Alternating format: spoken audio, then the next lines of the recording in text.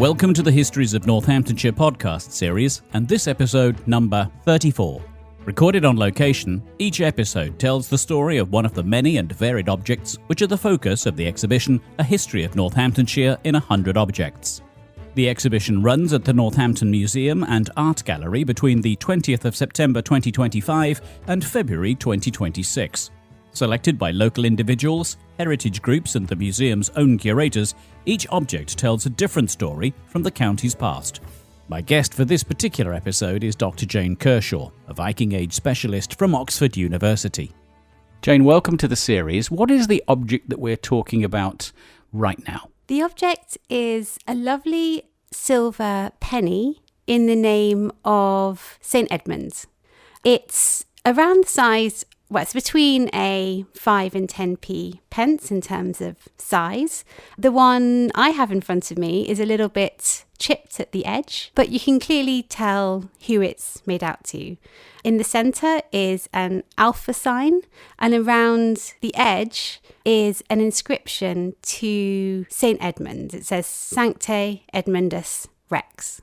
So from what age are we dating this coin? This is what we refer to as a St. Edmund memorial type coin, and we know they were made between 895 AD and around 917. So it's the period of Viking occupation in Northamptonshire. And the word memorial, what is that element of memorial about? Yeah, the coin is a memorial in the sense that it commemorates Edmund of East Anglia, who actually ruled in 855 until his death at the hands of the Vikings in 869.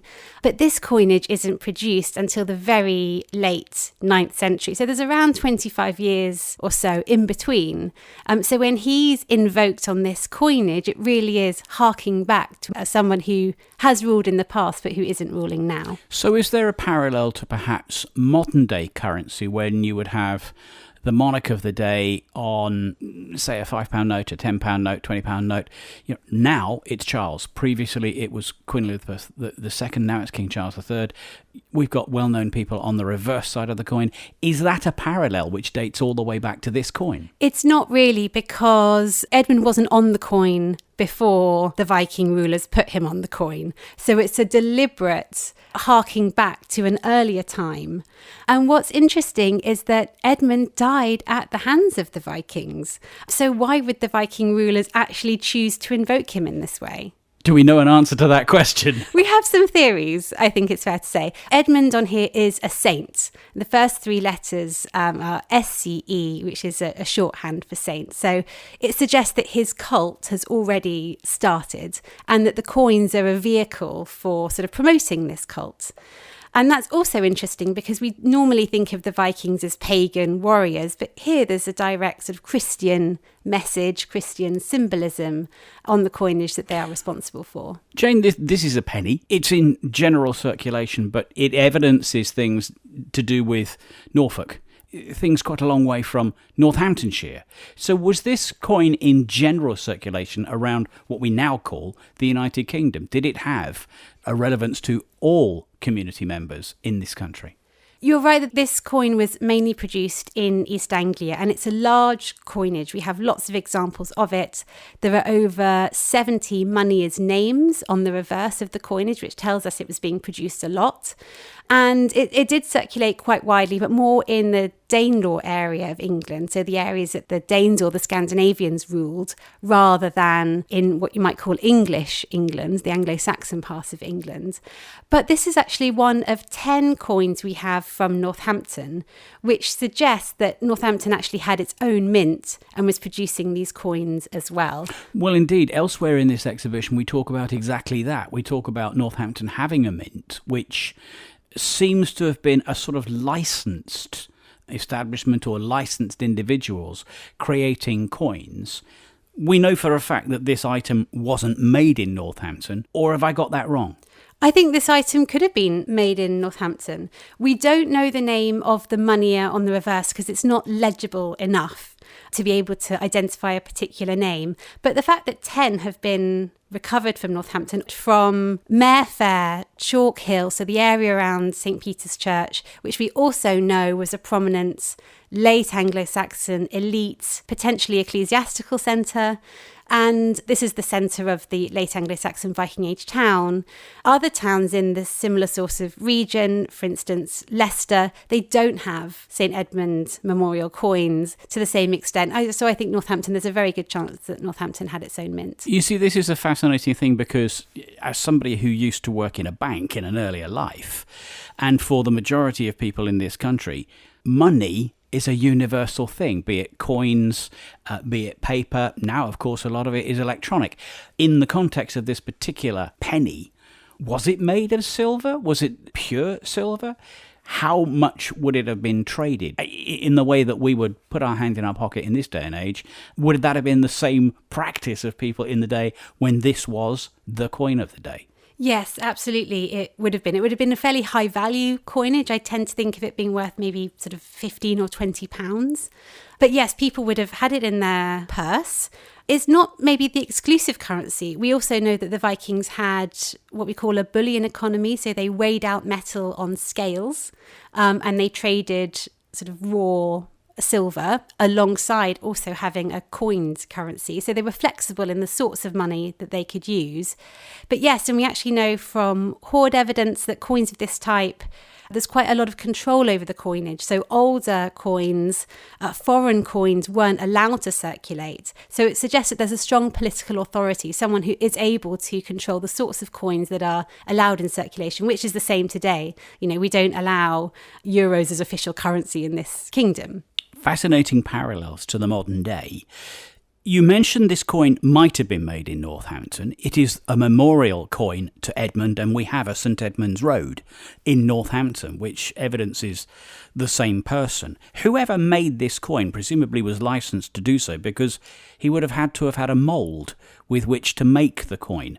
Yeah, it wouldn't have been a mould as such. I mean, they would have had moulds to make the initial disc, and then it was the die and the stamp of the die that would have been handed out to people who were allowed to mint this coinage. And yeah, so that's something that would have been controlled. We don't know who is producing this coinage beyond the names of the moneys themselves. I mean, that's actually a really interesting aspect of this coinage, because you might think the names would be regular Anglo-Saxon names or maybe Viking names, but they're not. They're actually names from Western Francia, meaning modern-day France, which suggests that the Vikings have some help in producing this coinage, and they actually have moneyers coming over from the continent who are employed in their sort of administration, and they're helping to produce this coinage. Jane, we're used to seeing our coins as circular items which we trade for goods and services. You've mentioned that this penny is chipped. Would that be just wear and tear? Yes, in this case, it's probably just a bit of wear and tear, either at the time when it went into the ground, or maybe it's been damaged subsequently when it was discovered. They're fairly thin. They weigh just 1.3 grams, so they're very delicate. Actually, it's funny to look at them today because you think currency should be sort of robust, but actually these things are fairly delicate. Coins like this, would they have been the preserve of the general public, or would people who used coins actually have been traders, people with wealth, not the general public? Yeah, it's a really good question, and it's one that archaeologists and historians debate quite a lot, and it all depends on how many coins are being produced, what's the die output of these different mints. Because more and more coins are being found through metal detecting, we really are seeing now that actually it was a highly monetized society. Lots of people would have had access to this coinage. Yes, it's still high value, but you could pay 1 penny and that might cover purchases of bread or ale over the course of a month or something like that. So it's not that you're using this every day for small purchases, but you still have it readily available in your pocket. It's not the preserve of the elite. Nevertheless, it is a measure of wealth, the fact that you've got one of these things in your pocket or your purse and are able to go and trade with it. Yes, absolutely. Not everybody would have had access. Are other people similarly remembered through the striking and the making of coins in their name? Other saints are remembered. This is something that the Vikings do in coins from other parts of the UK as well. In York, they strike coins in the name of St. Peter. In Lincoln, they strike coins in the name of St. Martin. And so this does appear to be part of a broader practice. And they're doing it, I think, because they want to harness the power and authority of these local saints. In doing so, they are trying to sort of ingratiate themselves into existing Anglo-Saxon society. So is there any evidence that people in Northamptonshire minted coins to somebody from Northamptonshire rather than somebody from East Anglia? No, at this period, we don't know for certain that there's a mint in Northampton. I think it's likely because of these St. Edmund coins, but there's no further evidence for minting. Well, certainly St. Edmund has made his mark here in Northampton. What do you think this coin says about Northamptonshire, the fact that it was being traded here in Northamptonshire and it has its East Anglian connections? What does this tell us about community in Northamptonshire? Well, I think it's telling us about a really interesting, albeit brief, period of Viking occupation in Northamptonshire. The Vikings take over this part of Northampton that was this former elite Anglo-Saxon centre. We know from other documents that it's a fortified place, that the Vikings have an army that might have stretched across certainly northern parts of Northamptonshire. There's one reference to the Vikings having control of an area from Northampton up to the Welland, and that was the area where they were able to raise an army.